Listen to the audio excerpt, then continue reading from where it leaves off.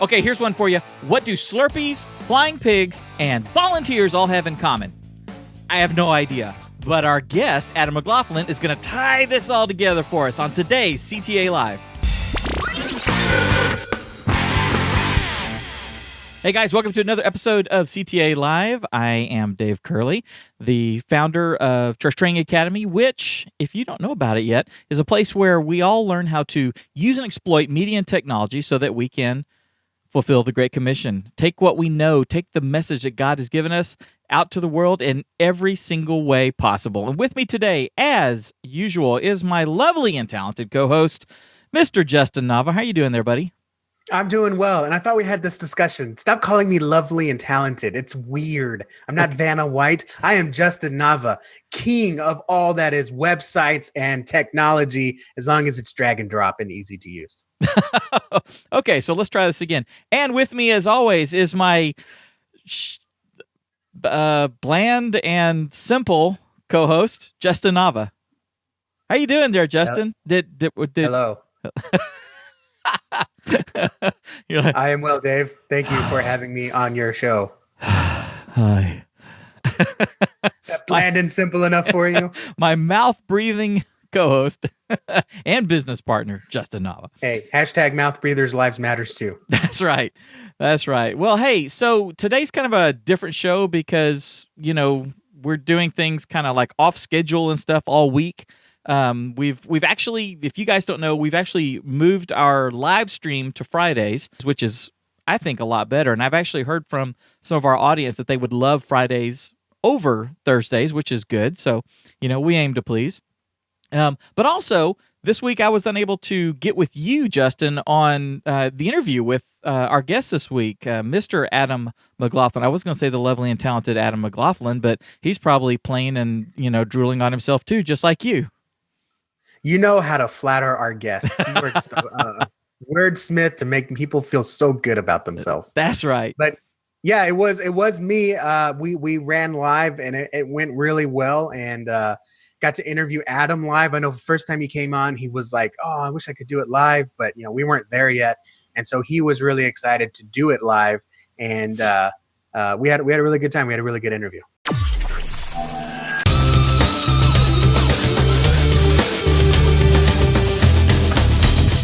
This week's pro tip, our hack, our cheat, is one of my little tools, and I've actually been using this for 5, 6, 7, 8 years, something like that. It's called Adapter, and it's from a company called Macroplant. And it has got a really easy, simple mission: convert images and videos from one format to another. It's quite simple, quite easy to use. There's times when we have a batch of stuff that we need to do. Like, for example, a great use case in a church setting is you've got DVDs of services. You've started podcasting. You're moving a lot of your content online, and you've got some really good Bible study series or sermon series that your pastor wants to be added to the podcast and added to the church's website, but they're on DVD. So what do? It wasn't like we just shot it last week. This is stuff that, was shot last year or earlier in the year before you started doing everything digital. So what do? Well, with Adapter, you can actually rip those CDs and get nice video files. Then you can take those video files, toss them into Adapter, like just a batch of, 10 of them, whatever, 20. I literally have done like 300 at a time before.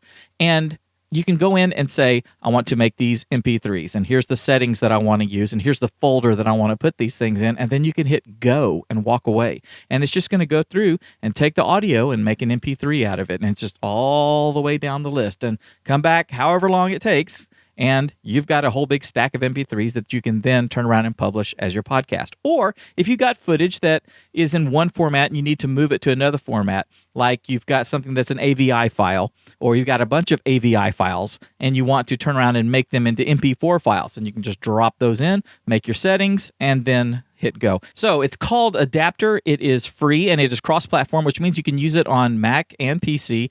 It is it's one of my go-tos. I mean, there's like a handful of tools, Justin, that I've been using for many, many years. I showed you guys MPEG Stream Clip. Adapter is another one. There's these little go-tos that I mean, I got to do this. Grab adapter, and I do it. You know what I'm saying? Do you have tools like that? Oh yeah, for sure. For me, it's web tools. So Sure. I have folders on folders on folders of just my go-tos that I use every week, just like you do.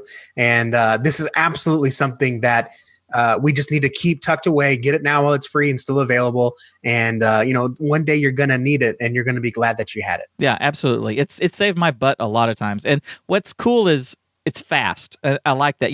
The faster that our machines get and stuff, things obviously move a whole lot faster. But I've noticed that whether I'm using Adapter or MPEG Stream Clip or my big hoss Adobe Media Encoder, when it comes time to like take something and like make a big old huge batch of MP3s or something, that works really quick. But I'll tell you, Adapter in and of itself, I don't know what they do, but everything happens a little faster when I'm using Adapter. So I love it, dude. You need to add it. You need to get it into your little arsenal over there down in Edinburgh. I will. And speaking of adding to our arsenal and growing our own tools, today I'm just going to take us right into the interview with Adam McLaughlin. We're talking about adding to your volunteer team, and then not only that, growing itself. We still have to go out and find these web tools or video tools and download them and grow our list, grow our tools ourselves. But you can actually have a volunteer team that grows itself. So I can, using Adam's strategy, I can grow my church's social media team, which right now is just me. And then when I leave my church in a year or a year and a half, that team can continue running itself and growing itself.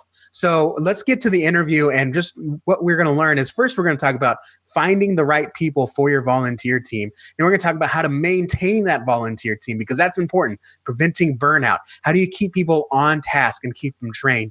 And then how do you get it to grow itself? And the whole premise is, if you were to tell me or Adam a year ago that, hey, you can have a volunteer team that grows itself, we would have said, yeah, when pigs fly.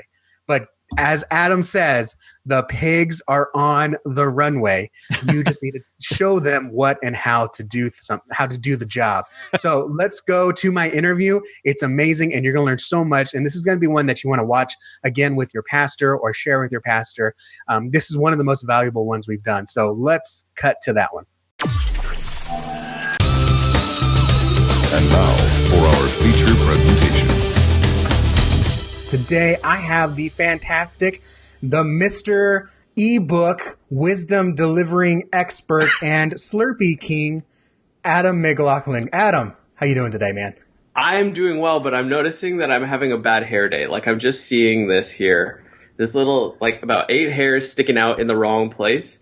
So I know that usually Dave's the one to dilly-dally and not cut to the chase, and today I feel like that's my job. So I'm just going to mess with my hair a little bit while I fix that up. Okay, ish, I guess. Man, I would not have even noticed if you hadn't said anything. I thought maybe how do you were you just not trying notice? to I've got a white imitate background. me a little bit there. No, I've got like 800 hairs sticking in the wrong direction. Anyway. That's okay. Thank you so much for having me on, Justin. I'm very excited to be here to chat about my new ebook. Yes, it's great, and I'm getting it pulled up right now. But first, if anyone watches Big Brother, they get that reference. Tell me, because I call you the Slurpee King, and I'm kind of, the subtitle, the tagline is what do Slurpees, flying pigs, and church volunteers have in common? So let's just get the first one out of the way. What makes you the king of Slurpees?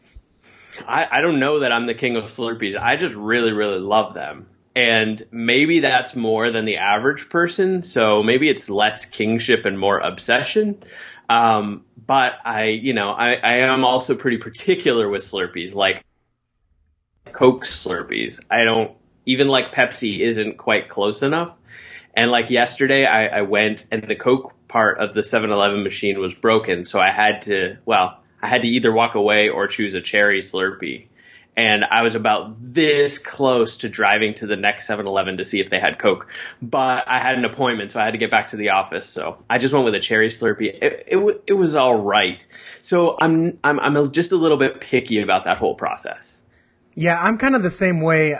I prefer like we have ices around here. We don't have that many 7-Elevens, so I do prefer the ices, and yes, the soda ones, Coke, Dr. Pepper, and Big Red. Those are, if you can go to Buc-ee's and they have Big Red ices, and that's my jam, man. That's my jam.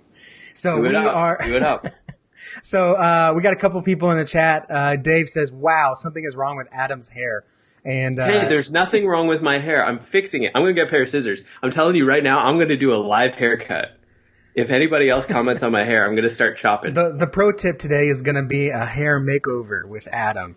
And Don said you shouldn't have mentioned anything. Now we can't see anything but the hair. Right, now you can't unsee that. We just need to put a big see all sensor that block crap sticking up? See, this one is, this side sits like nearly perfectly, right? And then this side is like, it's terrible. I'm sorry, I'm so off topic. That's all right. That's just exposing my vanity publicly. So. Tell me, what is the secret pill? What is the magic formula? Give it to me in one easy to digest 15-second pill. How do we make church volunteers? How do we make a volunteer team that grows itself? Well, really, what we've boiled it down to is systems and structures.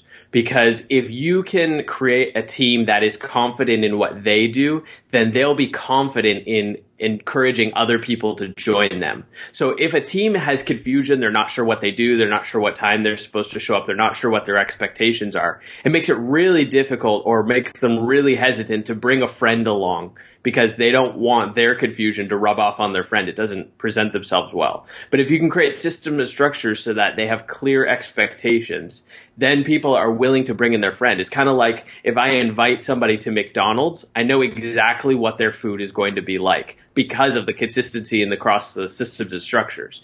If it's somebody I don't know, I'm less likely to invite them to go out to a restaurant I've never tried before, simply because I don't know what to expect myself. I'm not sure what to give to them, or I'm not sure what to propose to them. So that's kind of building these systems and structure builds your confidence in your team, and more likely they're going to bring other people onto the team also. Okay, very cool. So what I want to do is kind of break that down. So that's the goal in my mind, is to have this kind of, I call everything a machine. So this one would be like a volunteer generating machine where it just kind of runs itself, and eventually that might turn into like a Terminator situation, and then you have to go back in time and kill the first volunteer. No, never mind. I'm getting off track. So let's start with step one, Adam. If I want to make a volunteer team that grows itself, what is the first step? What do I do? Well, the first step is to have really clear expectations. So figure out exactly what positions you need on your team and exactly what those people's responsibilities will be. Because you go to ask somebody, say, hey, we're launching let's say an online broadcast team, and we'd really love you to be a part of it. And are you interested? And the person's going to say, okay, I'm interested. I see the value. What would I be doing? Well, we're not sure if we're going to have stationary cameras, or like if we're going to have somebody running cameras, or like we might have like the lyrics show up on the screen, but maybe not, right? And we might turn off the comments so nobody gets to comment, or we might need you to moderate comments. I mean, just whatever. It's just a terrible way to ask somebody to join your team. So you say, hey, we need 3 camera people. They are going to each serve once a month, and they need to be here 20 minutes before service starts.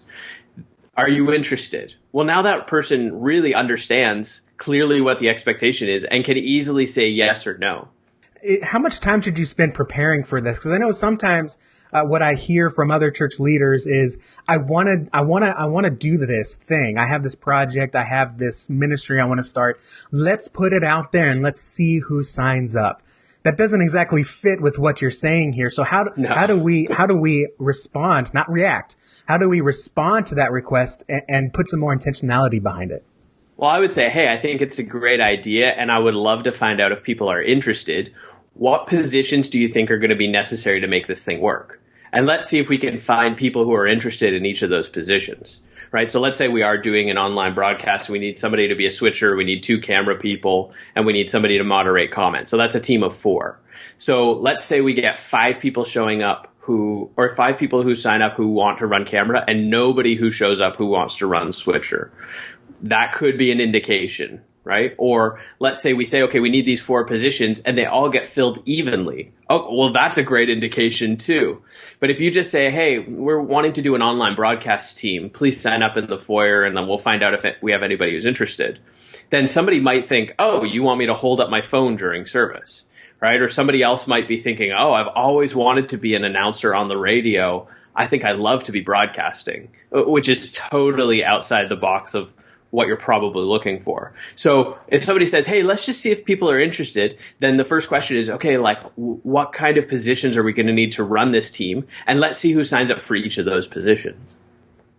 One of my former pastors used to say like, okay, well, we want to make a team. What's the minimum, we kind of talked about the minimum variable product or minimum viable product. Yeah. So what's the minimum number of people we need? What's the ideal people we need? And then like, if we just have total interest and half the church wants to sign up, how many people can you use? He would break it down into like, what's the budget, 1980s used car? What's the current car and what's the Cadillac? Is something like that? I've heard that from at least 2 separate pastors. Is something like that an okay approach to take with this, or do you really want to make one definition to finding that church team? Yeah, I would really say it depends on the team. So I think you do have to evaluate what is your minimum viable product. How many people do you need to at least make this run? So, let's say we have 3 cameras, but we only got 1 camera person. Well, we could still broadcast with that. And could we broadcast with 1 camera person and no switcher if we're just getting started and we only want 1 camera person to just follow whoever's on stage? Well, probably you could. It depends what your goal is at the end of the day. So if your goal is to take your broadcast and you've got permission to share it on your city and your county and your state's page, then you probably don't want just 1 person following around people with a camera. If your goal is we've never broadcasted before, we'd like to start broadcasting, and in 30 days or 90 days, we're going to see how many people actually use it before we buy a bunch of equipment and build up a team, then I think that would be a great way to create a minimum team just to see how much viewership you get on your own Facebook page, for instance. And so I would say start with the end goal in mind. What is the end goal and what are we willing to do in the meantime? How can we work our way to there? Okay, great. So we have the well-defined volunteer team. We know the intentionality behind it, and we're going to put the word out very intentionally. We need this many people to do this many jobs. So Now that's setting the team. Now, how do we continue it? How do we maintain it? What you're really looking to do is find the right people. So you're looking to find people who have a certain skill set maybe in the area that you're looking for. And maybe they can't serve every single week, or maybe they can't even serve on a Sunday because of a work schedule, but maybe they could train other people to do the job that they have. So for instance, we have someone in our church who runs camera for a local TV station. Well, it's possible that that person is not available to serve during the week, but they could regularly train the rest of our camera team. So that person has the skill set that could really help us get where we're going, even if they're not exactly serving on the team. And then the other type of person is the person who is really willing to help out, has a great attitude, and willing to learn. So you may not have the skill set we're looking for right now, but you show up on time, you're eager to learn, and you're willing to help out. That's a really great person to get to the team. So what I try and do is look for ways that people are already interacting with this kind of skills or the kind of approach that we're looking for the team. So let's say you're growing your kids team. Look for the teenagers or the young adults or whoever who really loves hanging out with the kids between services or after services. Look for that teenager who's always giving kids a high five. And that could be a really great person to say, hey, we're growing our kids team. Are you interested? Or would you know somebody who is? And so that's, kind of look for that skill set, look for the attitude, and then we have to ask a lot of questions. We're never going to get 100% yes. And so I'm going to show you a trick on how we can find people, and that's in the ebook. How can you get people, instead of saying no, to give you another person's name? It's in the ebook. Okay, awesome. And I will link down to that in the next part here. So, what would you say to pastors in here? I'm throwing you hardballs, man. Every time you say something, I'm like, you know what? In my experience, it doesn't go that smooth. You know, it's like when you when at CTA when we say like, hey, design a website that speaks to your community, not so much your church. And then people are like, but my pastor said this, or my boards.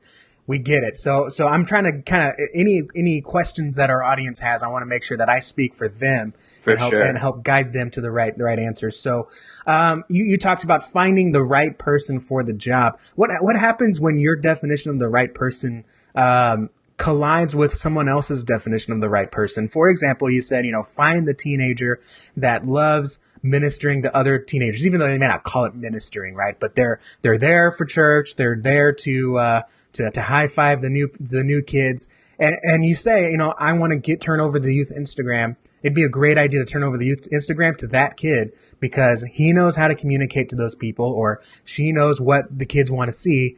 But then the youth pastor's like, well, they're still only 16 and they make a lot of mistakes, and you just keep doing it, or I'll just keep doing it. And really, they'd be so much better at that. How do you respond to that? Yeah, I think that is a huge question. And I think it's going to a lot depend on not only your personality, but your pastor's personality and what kind of authority they've given you. So what I would say is there's an entire system and structure that I've built specifically for social media teams, and probably worth implementing some of those principles. But we really want to just evaluate what's going to give us the best end result.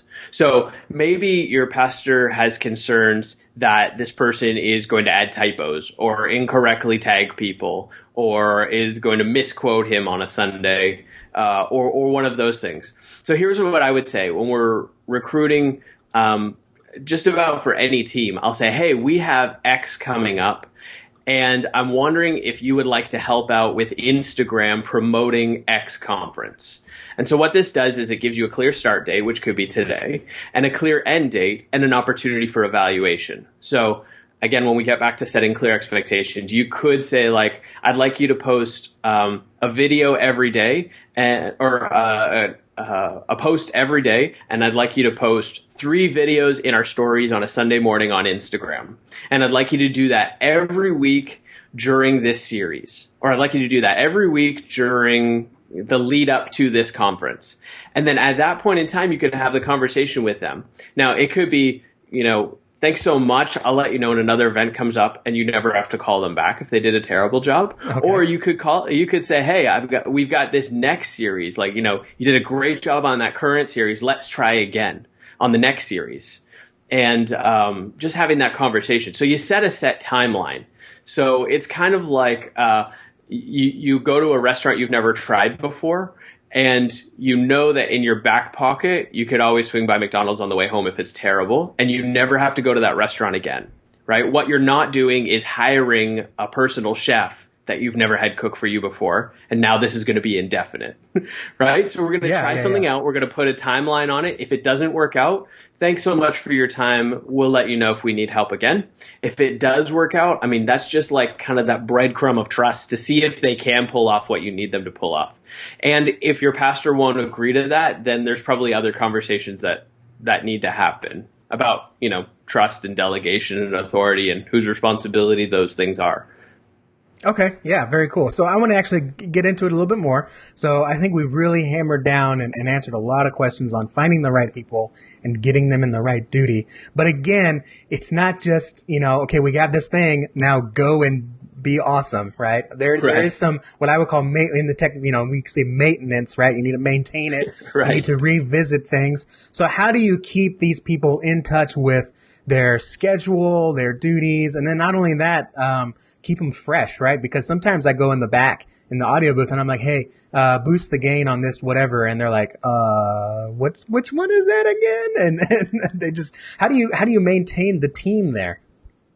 Yeah. So there's kind of 3 parts that we've implemented in our structure. So the first part is that we have, a training checklist. So, hey, somebody wants to do X. they've never done it before. Here's all the things that we need to check down the list for them. So one of them, let's say we're training a new camera person. So we're going to show them, how do you turn the camera on when you get here before service? How do you turn the camera off? How do you open the lens cap? How do you troubleshoot this if, you're trying to zoom and you can't zoom? Or how do you work through these things, And so we work through all those different things, and it seems redundant and a little bit annoying, but it's everything we need to train them. So the great thing is, after I've walked somebody through that training as a camera person, they're able to take that checklist and show another person. So literally, as soon as they get through the checklist, they can start training for us. And this is an important part to growing our team, because if you can't reproduce a system that somebody could easily pick up and take an hour later and redo, then you're never going to be able to grow itself. So that's the first step, is we have training checklists. And part of the training checklist is like we show them we use Planning Center for our scheduling. So we show them how to accept a request on Planning Center, how to decline. And that's all part of our training checklist, because camera and knowing how and when to zoom is not sufficient enough to be on our team. Part of our team is how we do scheduling. And part of our team is we know that we show up 20 minutes before service. So that's all in the training checklist. So that's the first part. The second part is that we have regular checklists that we use every service. So when a person comes, we'll just use the example of camera again. When somebody comes to run camera, then they go through a checklist. Okay, before service, I turn the camera on, I open the lens cap, I test the zoom, I test the pan, I test the tilt, and I make sure it's all working, and I write down any concerns I have. So that's the second part. And this is true in our kids team, in our ushers, in our greeters, in our hospitality. We all have pre-service checklists so that we make sure nothing's getting missed. And then the third part that we do is, on our pre-service checklist, we ask every person to evaluate what is their improvement goal for today. So somebody wants to say, I want to make sure that I'm giving proper headroom on camera all the time so that nobody has to remind me to adjust the headroom. Or somebody else might say, I'm going to try to not let our pastor moves around a lot. So I'm going to try while he's on camera to stay wide enough that it doesn't allow him to move out of the shot. So I'm going to keep him in the shot all service long. So we're always having this conversation about improvement. Now, if somebody says to me, Adam, I can't think of that one little thing I want to try and improve today. Well, it could be, do you know how the gain works on the soundboard? Could we talk through when might be the right time to adjust the gain? Okay, so you do this, great. Now, during service, if we need to, you can adjust that, right? So those are and then we have an opportunity after they're done service. So they turn off the camera, they close the lens cap, all those types of things. Then they get to evaluate themselves on how they did on the goal they set. They rate themselves on 1 to 10. It's a great opportunity for feedback. So we have clear training checklist. We have a clear pre-service and post-service checklist. And we always have the opportunity to discuss improvement and evaluate ourselves on the improvement. And those three things create the structure that now somebody else can come and reproduce that. What is the time commitment to set up those checklists, to set up? I have two questions here. So first of all, what is the time requirement here for the checklist? Is that something that requires a lot on the front end and then kind of it repeats itself every week, or is it something that is constantly being built? Because I know when I talk to people about checklists, they get very like deer in headlights. They're like, you actually want me to write this stuff down? We do like a million things. Right. How important is that in at the front end and then maintaining that? Okay, so importance is very important. So the question is, do you ever want to take vacation? Do you live in perfect health and you can promise me you will never be sick? And can you promise me that if you got hit by a bus, you would be out of the hospital and back in the saddle for Sunday morning? Promise me those three things, we don't need a checklist. Okay. If you ever want to take vacation, if you've ever had the flu, and if you're not Superman and you might get hit by a bus, then we need to know, if you're not here today, how can we pick up a piece of paper and make sure everything you do gets done? Because the reality is the more things they feel like would be on their plate, the more things that would have to go into this checklist, the more overwhelmed they are creating the checklist because of the length. is the more things that will probably get missed if they didn't show up. Okay, so I want to take vacation.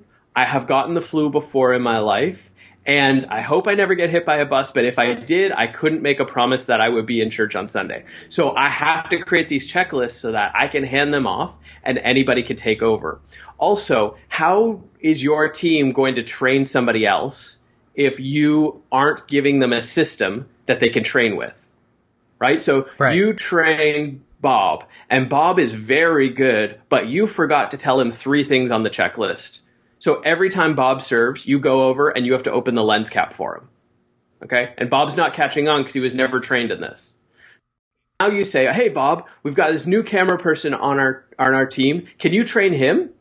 So is Bob going to train that person to open the lens cap? No. And Bob is also probably going to train that new person and forget 1 or 2 things. So now the new person doesn't know the 3 things Bob doesn't know and doesn't know 3 new things.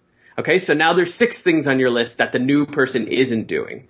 It just causes frustration, and it causes a requirement for you to be there to make up all that slack all the time. So that's a high-level view of the importance. I think everyone has experienced that, where you get a new volunteer, and you're like, Jim didn't show you how to do this? And they're like, no. And I was like, because it becomes so innate with us, we don't even think about it. We don't think to tell someone, hey, don't forget to turn all the lights on, all right? Or don't forget to unmute the pastor, right? It's so obvious. Right. Of course he'll unmute the pastor when the pastor walks up, but yeah, no, that makes total sense. I do want to get into my second question here.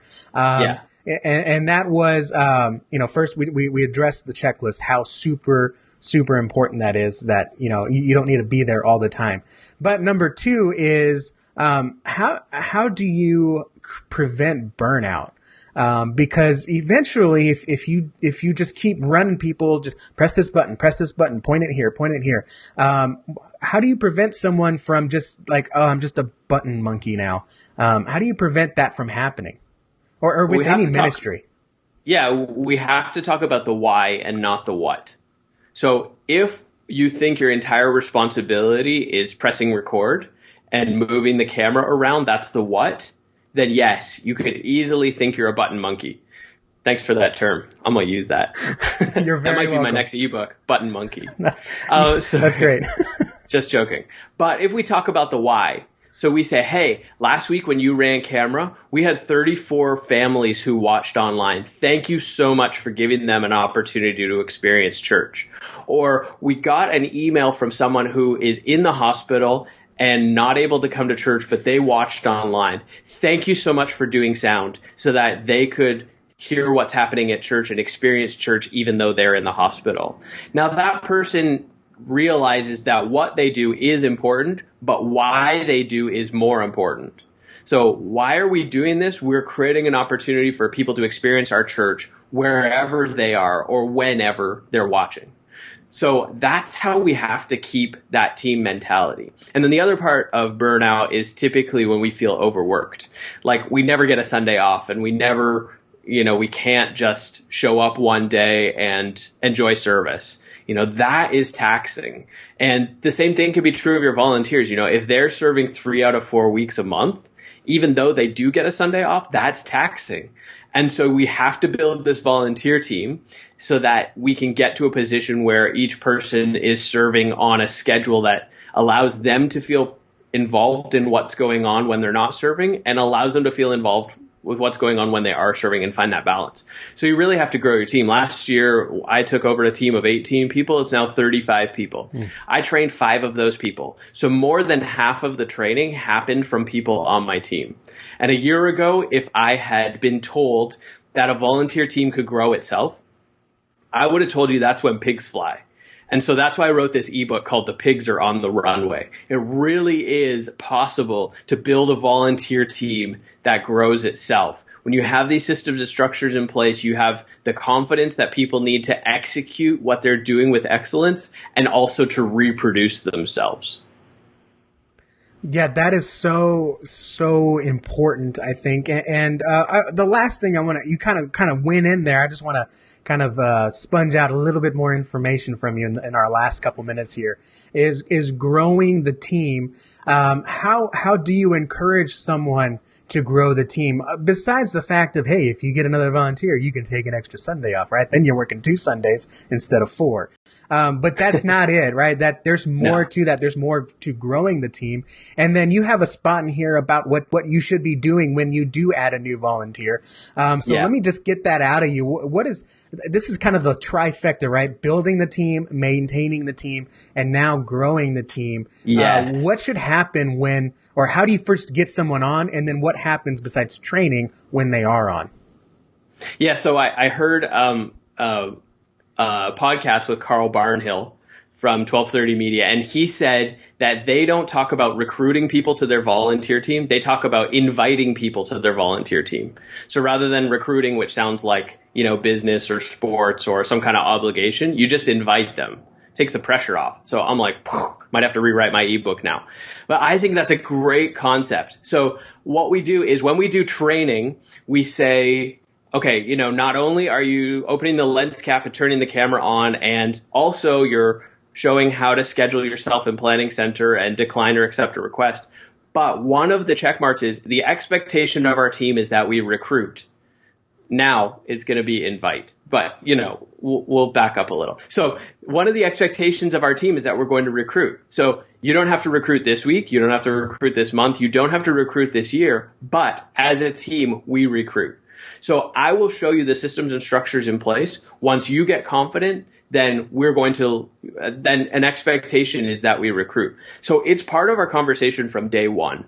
And then when somebody brings someone onto the team, then I allow them to do the training. So, hey, you're a camera person. You invited somebody to run camera.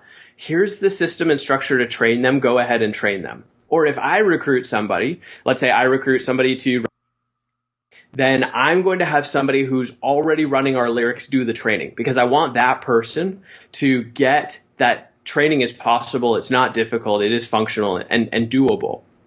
And so we create that expectation right from the beginning. And again, not the what, but the why. So the what is recruit more people so we have a bigger team so you don't have to serve as often.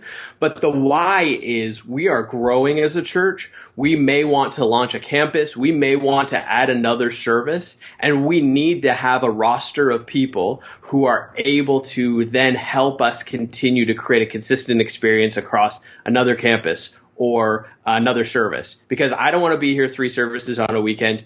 You may not be able to, and I don't know who would be able to. Maybe somebody can, but only some of the time. And if we were to launch another campus, nobody's going to be able to be physically at both campuses on a Sunday morning. So we need to build a team because we are growing, and that's the why. This invitation to train people and invite people to the team is an opportunity for us to reach more people for Jesus. That's the why. That's what we have to focus on. Amazing. Hey, if anyone wants more information on this, we kind of hit the big umbrella of it, but your book is actually broken down into, 9 or 10 sections of step by step? 9 steps. 9 steps, and we just kind of hovered over them. So if they want to get a deeper look, where do they go to get this when the pigs are on the runway? Yeah, so each of these 9 steps, I know checklist process take. Each of these 9 steps could take about a week in your spare time. If this was all you did, like you dropped everything and did it, you could probably knock it out in 3 or 4 days. So that's just an idea. In the next 2 months, your team could be growing itself, doing its own training with you completely hands off. And if you think that's for when pigs fly, the pigs are on the runway. So you can go to adammclaughlin.net and click the button for ebooks, and it's right there. The pigs are on the runway. Or you can go straight to it, adammclaughlin.net/volunteers. Awesome. And it does, if I can just encourage anyone else and add to that, some people might say 2 months. I got to take 2 months. It's going to take 2 months to do this. But you're talking about 2 months, and then you're going to have a team that can grow itself, maintain itself. You're not getting calls Saturday night. Hey, I know you're not going to be here, but I don't remember where do we keep the whatever? Where do we keep this cable or what? But no calls on Sunday morning. That's time shaved off there. And remember, your ministry has probably existed for a year or 2 or longer if it's not a tech. And it's going to exist for 30 years. So we're talking 2 months out of 30 years. It's kind of like when I became a dad and they're like, you're going to have to learn to start changing diapers. I'm like, changing diapers? I got to do that for the next 2 years. Yeah, 2 years out of the entirety of the rest of my life where I get to enjoy my daughter, right? So it's worth it. It's worth it, guys. Well, imagine this. Imagine we're having this conversation in December, and now it's February, and the system's in place, and you don't have to panic on Sunday morning. Okay, would that have been worth your time over the last 2 months? And 2 months from now, when you're running around with your chicken with your head cut off after Easter, you're going to say, man, I wish I'd started that process in February. So just get at it, do one step a week, 9 weeks, you're all set. Awesome. Adam, if anyone wants to connect with you directly, where can they find you? Well, the best way is to go to adammclaughlin.net. That's my blog. It's got all kinds of content, all kinds of free stuff. And also all of my social media links are on the top of my blog. Just come hang out on one of those. All right. I appreciate your time, Adam, and I hope you have a great rest of your week and a great time planning Easter, because that is so important. And I'm going to do a pitch here. If you need to plan your Easter, we made a checklist earlier last week, and it went on with a blog post, but it's kind of blowing up. People are really enjoying this resource. It's super comprehensive, 21 points that you need to check before Easter. And we've broken it down into this is what you need to do 10 weeks before, 4 weeks before, and on the week of Easter.